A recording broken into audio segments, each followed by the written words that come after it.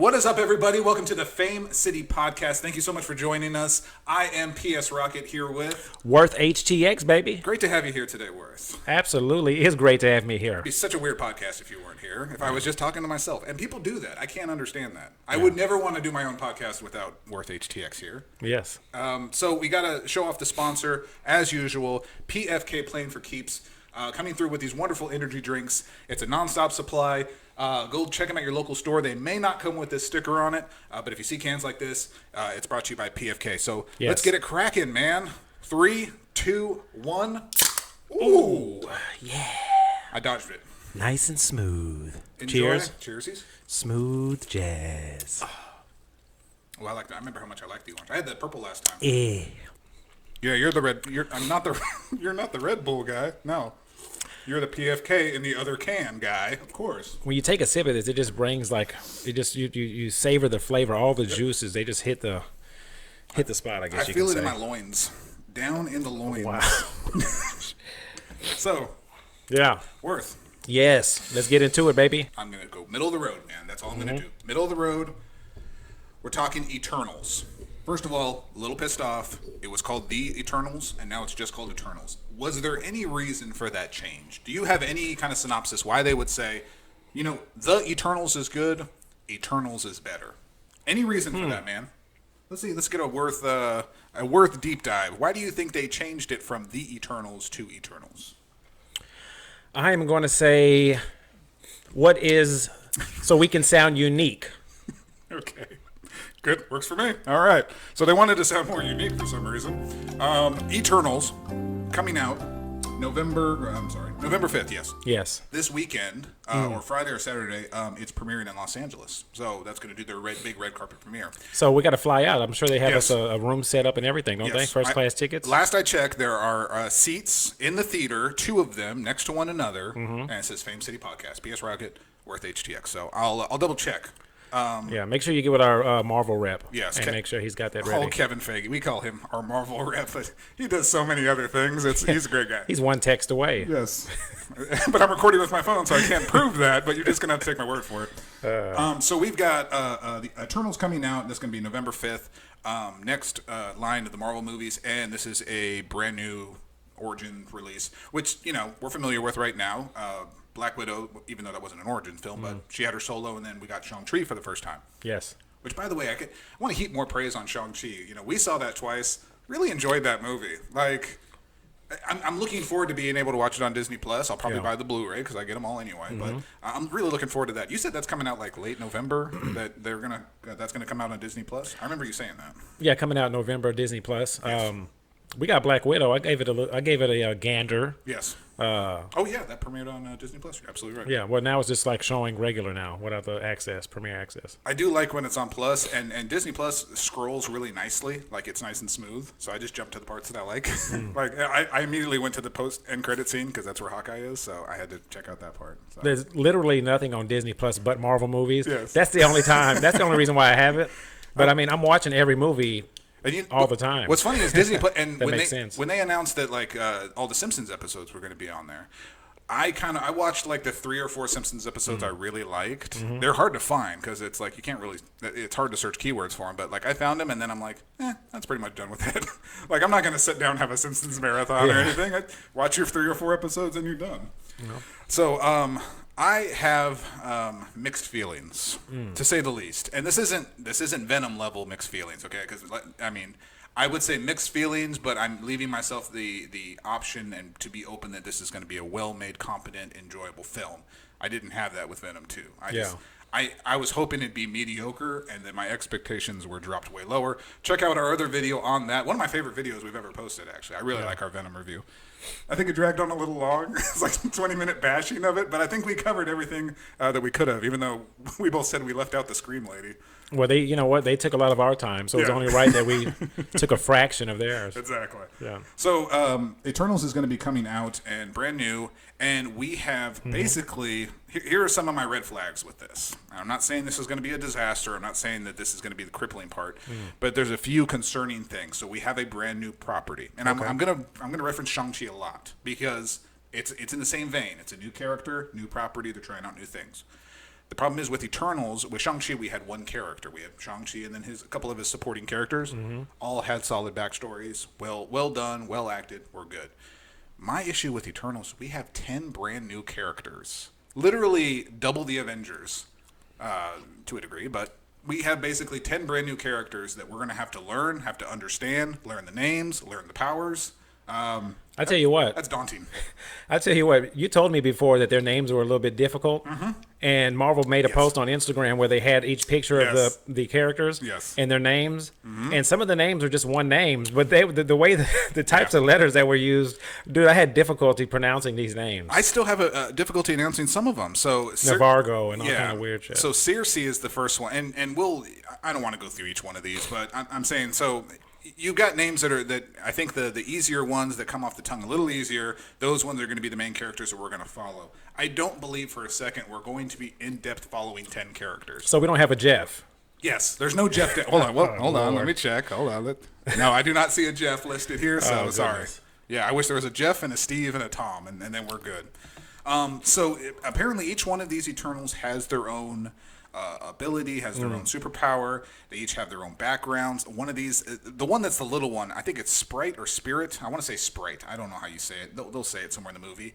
He's giving the physical appearance of a 12-year-old child, even though that's an old soul. So he's giving the illusion he's a 12-year-old child, a.k.a. they just needed a 12-year-old child for the movie. Sure, why not? So that's an interesting one, I suppose. Interesting or weird? Well, actually, when I read it like that, it's kind of weird. Let me come off as a little girl. Okay. No. So that's that. Interesting. Lauren Ridloff, who's playing Makara. We're gonna butcher every one of these names. Oh yeah, pull out the knife. Yeah. So I apologize right now. Makara. It has 2 Ks. That's what's screwing me up. I'm like, pick one, man. You don't need 2.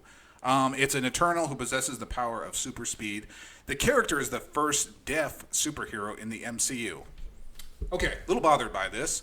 Why in the world would a superhero, an Eternal that has existed before time and it has been around since the creation, why would they be deaf?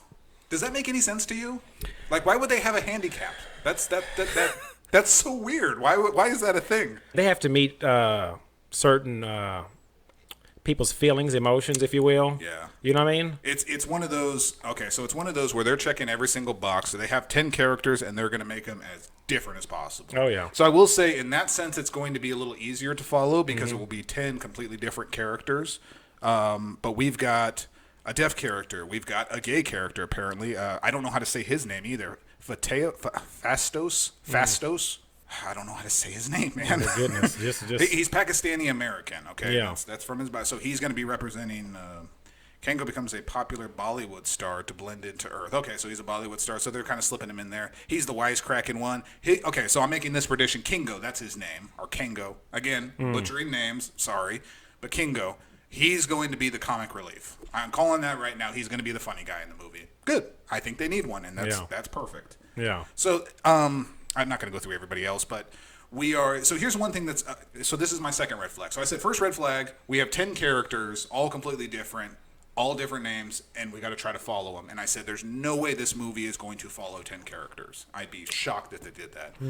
Here's the second one. So they did a featurette. I don't know if you saw it on YouTube. Marvel Entertainment, so Marvel's official YouTube page, did a featurette called In the Beginning. And Kevin Feige's on there, and he's talking about it and saying, oh, the Eternals are this and that and like that. And he says this, and I was bringing this up to you before we started recording. He goes, and the movie could only been brought together by Academy Award winner, and he kind of leaned on that, Chloe Zhao. Now, Chloe Zhao, do you know who that is? Just off the top of your head, do you know who Chloe Zhao is? And I'm probably not saying her name right, but... I'm going to hit you with a oh no, or hell no. So Chloe Zhao, she has made, this will be her 3rd Hollywood movie. She basically made her her 4th Hollywood movie. She made her bones with Nomadland. Do you know that movie? No. We'll go even further. Do you know Nomadland? Nomadland, yes. Yeah, no. Okay, so that was like the big sleeper hit, critical darling of the Hollywood industry. I think it won Best Picture, won Best Director. So this is what I'm getting at. So she has the credential right there. She won Best Picture. She won Best Director in the Academy Awards. And when you win these Academy Awards, those are the people Marvel looks for. So we're bringing her into this movie now, and now she is in charge of a superhero movie. Awesome. So I'm not a fan of like just that leaning on just those credentials now suddenly puts you in place for a Marvel movie. Like nobody knew who Peyton Reed was, and he made 2 really good Ant-Man movies.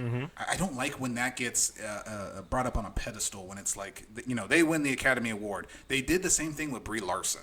So when Brie Larson, she won the Academy Award, I want to say for The Room, or it wasn't The Room, it was something that she won the Academy Award for Best Actress. Yeah. And then like the very next month they announced her as Captain Marvel.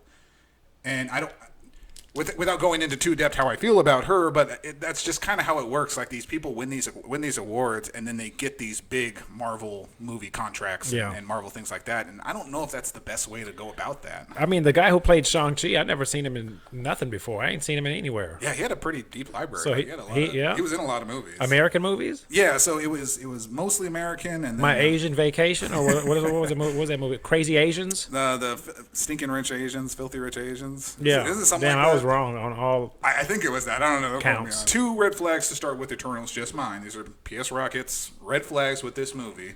A lot of characters to follow. That's one. And your director has 3 directing credits, and one of them was just the big critical darling of Nomadland. I don't know if that warrants that you're now in charge of all this property and a big Marvel property that they're really, it's a $200 million movie. I mean, this is one of their Goodness. this is one of their go-tos. So it's a little concerning on that end. Yeah. Do you personally have any issues with this movie that you see beforehand? I know you've seen the trailers. I don't know if you got to see this featurette, but do you have any concerns about the casting, about what it looks, what they're doing? Do you even know what the hell they're doing? How about that? What's this movie about? The Earth is under attack, under something that's more powerful than the Infinity Stones. Yes. Celestials, I believe, right?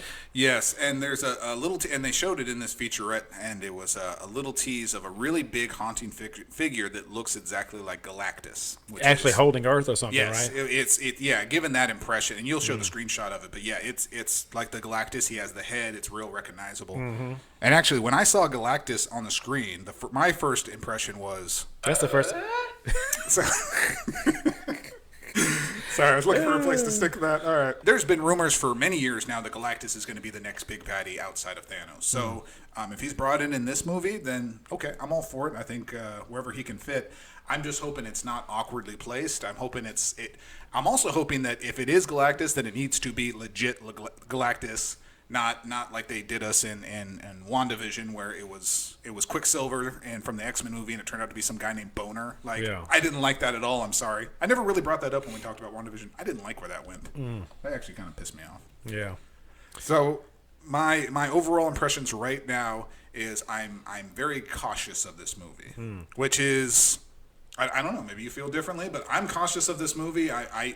I said that it's not going to be a flop. So let's clear that up right now. This will not be a financial flop. Well, absolutely not. It's a Marvel movie. It's a Marvel movie. It's going to make. I mean, even Ant-Man made $400 or $500 million or whatever. Oh yeah. So they're going to double their money for sure. Yes, I don't believe for a second that it'll be like, oh, nobody went to go see it. Like everyone's going to go see it. It'll be number 1 at box office. They'll keep that trend. It's just critically that's what I'm more concerned about. They're ramping up those trailers, man. Oh boy, yeah. Boy, this is the time. This is the season where they're starting to push it heavy now, and they're doing their. When your trailer's on CNN, I mean, you're trying to. Yes, yeah. You're trying to get it out there. You're pushing somebody, so yeah. So I don't know, man. I know we won't be let down. Yeah. And I hope we see another character that already existed in the MCU in prior movies, kind of like they did with Shang-Chi when they showed Wong and what's the other guy's name? The big green dude? Forgot. That was Abomination. Abomination. Yes. Yeah. You see how they? Oh, that was a deep cut too. That was way back from the first Incredible Hulk movie. That was awesome. You know, it's weird. When I saw Abomination in that movie, I was like, so stupid. So yeah, I critically is where I'm like focused on it. I'm like, okay, how is this movie going to pan out? Because I know they want to make this and branch this into more movies. They want to bring the Eternals in to the MCU. We want that interaction. Yeah. And you're right. Like getting it to connect to a character we're familiar with, I think will be very, very important, and I hope it does that. I don't care if I see Falcon, bro. Yes. I mean, you know what I mean? I'll take Falcon, sure. Why not? I'll take War Machine, bro. Yeah. So who's still alive? I mean, who's there to still battle? I'll take one of Hawkeye's kids. Like, if he just wanders in there, like, I'll be okay with that. Is he Iron Man or War Patriot? What's it called? He was the Iron Patriot. Iron Patriot, yes. So which one is he now? The War Machine or Iron Patriot? Is he going by? No, I think he only did that identity for just that one time. You think so? And I think he abandoned it and came back to his War badass. Machine. I always said War Machine, like paint wise and style wise, so much cooler than Iron Man. That gets very underrated. But is War Machine on here? Oh, he's flying up here. Yeah. Like, look at that, man, and he's got a freaking gun on the back shoulder. How do you pick Iron Man over War Machine? He was awesome. In Infinity War in Wakanda. Yes. When those monsters were trying to come through that barrier, he lit their ass up, didn't he? Oh, yes, he did. That was one of the impact that when he dropped those bombs along there, like the carpet bombing it, that you felt that explosion. That was done really well. Like, the sound was done really well. Like, when I saw him drop those bombs on those soldiers, I was like, oh, it didn't play. No! Let me try I'll put it in there. There it goes. You failed me, Tim Allen. What did he say to Sam? Sam, watch out! Get out the way! Get out of the way! Don't get your wings singed or something like that. Yeah. And then the next scene, he was kind of just like floating in one spot, shooting using every gun. I was like, good. I was like, oh shit. And you know what's and you didn't, and it was good at the end of Endgame when they had their big battle. They didn't focus on characters that we've seen the whole movie, and I do like that. That's why, like, War Machine didn't really get a good, didn't really get shot well. But when he comes out, when Giant Man comes out and lifts him up, that armor that he's in looks like a freaking tank. It was, dude. With like huge. Red eyes and everything. And, like, nobody talks about that. That was awesome. Like, that was so cool. Legit. So I don't think he's getting his own movie, but he is getting a show on Disney Plus, and it's like Armor Wars or something like that. And I think he's going to be part of that. Oh, he was in the first episode of Falcon and Winter Soldier, randomly. I know that. Schmossum. Do you remember that? He was there. He talked to Sam for a little bit. Can't recall it. Can't recall it. I guarantee you they filmed that in a day, and they probably paid him like $500,000 just to do that. So, way to get it, Don Cheadle. You hung on to that role. I bet you Terrence Howard is just kicking himself now that he's not involved in that. Say, man, man. Was that your Terrence Howard? Yeah, that's the only thing I know how to say. Hey, man. Hey, man. I got to find the video, and maybe I'll link it to you. We could put it in the description if I can find it. But there was a really good, because I always wondered why Terrence Howard, he was in the first Iron Man, and obviously got recast in the second one. But there was a really, really good reason why that was the case. Because you got to consider, I'll give you a real quick version of it. Terrence Howard had won the Academy Award, or was nominated for the Academy Award for Hustle and Flow. Yeah. So when you get nominated, your price increases for movies. So when you got that nomination, that's why Academy Awards are so crucial as an actor. But like when he got that nomination, yeah, man. He was commanding way more than they were willing to give him. Yeah. He was going to be making more than Robert Downey Jr. was going to be making as Iron Man. So they could not, basically they couldn't afford him. You can't make more than a lead. Yeah, like this is only their third. This was their third MCU movie. They couldn't afford him at that time. So Don Cheadle comes along. I think he got his Academy nomination because he was nominated for Hotel Rwanda. Well, Don Cheadle, man, he came in and did his thing, and hung on to the character and made it its own. And he's been in several movies. How many? He's been in a lot, bro. So he wasn't in the original Avengers. He was in Age of Ultron at the end. He was in Civil War for sure. He was in Iron Man 3. Yeah, Iron Man 3. I always liked him in Civil War too because he played a big part in that battle because he had to because they had to really leave Vision out of the battle because he was too powerful. So War Machine got a little bit of everything in that. So I really actually liked him. And that's when they showed him actually how he got hurt. Yeah. So that was pretty. And they've kind of kept that consistent throughout the whole, that he's being basically assisted as walking. So yes, Armor Wars. That's going to be coming out. They're going to film that next year, so that'll be a couple of years down the road till we see that. Back to the Eternals, real quick. Oh, that's what we were talking about. Okay, yeah, we're talking about the Eternals. We know that Marvel never lets us down. We've said this before. We know this after going to go see every movie at the theaters. Absolutely. The day it comes out. The last few movies we didn't see them the day it comes out. We went actually a few days later. Yes. And those crowds, they're not too thrilled as that opening day crowd. And I want to get back in their opening day, dude. I'm with you. Yeah, absolutely. You know what I mean? The Friday night crowd or the Thursday night crowd is even more crazy. Yeah. The Friday night crowd, that's where you get the laughs. That's where the crowd is invested. So I would love to see the reaction of a Friday night crowd for the Eternals movie. I'd like to see how everybody's feeling it. So I'm calling this now, and after the movie comes out, we'll obviously have our post game wrap up and talk about and review it. But I'm leery, to say the least. I'm hoping this is going to be a critical success. It'll obviously be a financial success, but I'm a little unsure about this one, so I'm leaving myself kind of neutral when it comes to this. What are your thoughts on that? I'm with you. All right, so back to you.